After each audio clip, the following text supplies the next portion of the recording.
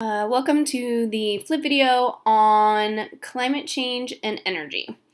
So what factors do we need to think about for global climate change and energy? Some things we're going to talk about today are the sun's energy budget and balance, radiation, thermal inertia, molecular kinetic theory, and thermal expansion. Those are kind of your basic vocab terms. Know that some of those we'll go in more depth in and some of those we won't. First off, you have an image in your notes that shows a diagram about the sun's energy budget. Know that 100% of the Earth's energy comes from the sun. And the three numbers you need to know are this 30, this 20, and this 50. So 30% of incoming solar radiation is reflected and scattered. So it doesn't do anything for the Earth. Some of this is from clouds, some of this is from sea or ice or sand, and some of it is directly from the atmosphere. You don't need to know those sub-breakdowns, just that 30% of it bounces. 20% is actually absorbed by our atmosphere and our clouds, and 50% is absorbed by the surface. So it's that 50% number that we're really concerned with. So these are the three numbers you have on your diagram. 30% is reflected, 20% is absorbed by the atmosphere and clouds, and 50% is absorbed at the surface. Now, the biggest thing to think about there is where's our biggest source of energy for our atmosphere? Well, good absorbers are good emitters. And so the thing about that is the atmosphere is then like a sandwich. The atmosphere gains most of its energy that's re-radiated from the surface. And so that atmosphere is kind of that middle section. The sun gives us a little bit of energy, and the earth gives us most of the energy. So it's kind of like an upside down sandwich, that we get more, the atmosphere gets more of its energy from the earth than it does directly from the sun. And so when we kind of refer back to radiation review, hopefully this is like an 8th grade review, we don't need molecules in order to transfer heat like convection and conduction do. That's what makes it able to transfer through outer space. And all objects emit radiate energy. This is how like night vision goggles work, night vision cameras, stuff like that.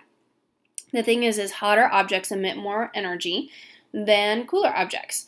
And so those objects that are good absorbers are also good emitters.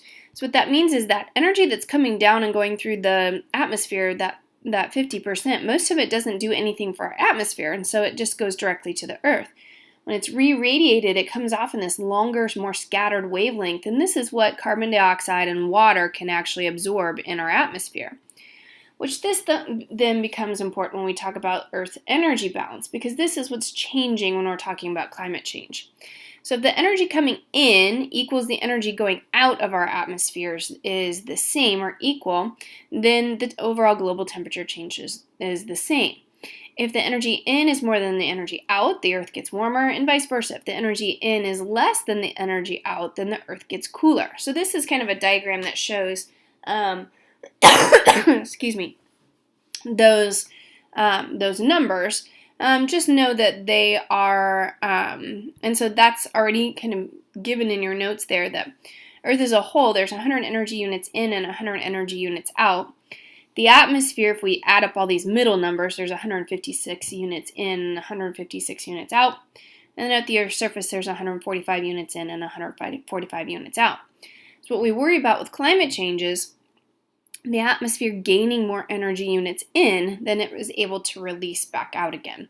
So that's kind of going to be our focus for this unit, is how is that stable climate or unstable climate kind of being impacted.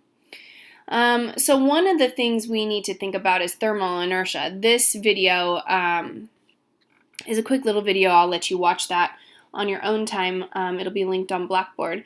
But keeping in mind that inertia is still a thing, right? And so this works with temperature too. So objects in motion, we've learned, tend to stay in motion. Objects at rest tend to stay at rest. This works for heat too, and that's called thermal inertia. So thermal inertia works the same way, but with heat energy. So it's that ability of an object to stay warm or cold, and its tendency to stay that way over time. So the thing about our Earth is we've got a lot of water, and water has a high, what we call, chemical property called specific heat, which means it takes a lot of energy to raise or lower the temperature of water, which means it takes a long time for it to heat or cool. So if you think about like making spaghetti noodles on the stove, It takes a long time for that water to heat up and boil, and then it takes a long time for that water to cool back down. And so what that means for us on the planet is our oceans are keeping us really cool right now, but if we wave a magic wand and automatically change everything, our oceans are also going to keep us warmer for a long time after we make changes. And so as of 2007, the estimated time length of those changes would be at least until 2100. So you're hearing lots in the news now about how we have, a decade or less to make some changes. This is why, is that thermal inertia piece. So here's kind of some data on that. This top graph shows us how the ocean temperatures have been changing. So the red line represents that surface temperatures, right? Because the surface is going to be different than the deep ocean currents, but we notice the same warming trend in those deep ocean currents as well. And so that's what's concerning, is that overall trend of our oceans is heating no matter what. This bottom graph here shows a picture of how the differences from just 1993 to 2017, how they've changed. And you will see some pockets where it's cooler. That has to do with overall heat distribution that happens in our ocean. But for the most part, that map is pretty red. Then the thing about when we change the temperature of the ocean, what we also get is something called thermal expansion. You've probably seen this happen if you've put a hot drink in your coffee cup and you pop the lid and it kind of sprays a little bit. So this is caused by something called molecular kinetic theory. And when heat energy is added to a substance, the molecules are going to move faster and spread out more. So when we're talking about molecular kinetic theory, this increases the volume of the substance, and it's what makes hot stuff rise. Likewise, when heat energy is removed from the substance, the molecules move slower and get closer together. This decreases the volume of the substance, and this is why cold stuff sinks. So here's kind of a quick example of that idea of molecular kinetic theory. So here we see 2 beakers of water. We're going to put a temperature probe in each. So the one on the left is the red one, channel 1, and the one on the right is channel 2. We can see that one on the left is hotter than the one on the right, so there's green food dye being added and blue food dye being added.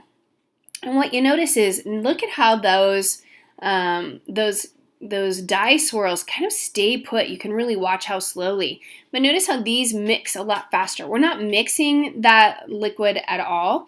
What's happening is inside here, those water molecules are really moving really fast in this one, and they're really moving really slowly on this one. So here we can see those dye swirls have kind of disappeared, and the beaker's all green, whereas this one, those molecules are still moving really slowly, and we can still really see those swirls of dye in that container. So that is, we can literally see how fast those molecules are moving in those particular containers. So not only that, but what we would find is the volume, if we had counted all the molecules, there'd be fewer molecules here than there would be in this one, because they have expanded inside that substance. What this ends up doing is resulting in sea level rise. Again, I'm going to let you look at these different images. But in sea level rise, what we look for is we are going to see those particular oceans are going to rise. And what we tend to forget is that it's got a horizontal component. So every time they talk about sea level rise, we have to remember that it takes a horizontal component to that sea level rise, and most of the people live on the coasts. So we're going to see an impact on coastal communities as well as on every community. Okay, on this one, so what you're watching is the population affected to that sea level rise. So notice how as we start, it's 8 meters, it's 10 meters. And notice how the number of percentage of population grows higher and higher with each one. And you'll see some dark blue areas that represent the areas affected. A set of that same map, but this is the United States. So notice how as we go higher and higher, more and more of our coastline is lost. The estimation is 20 meters for reality's sake.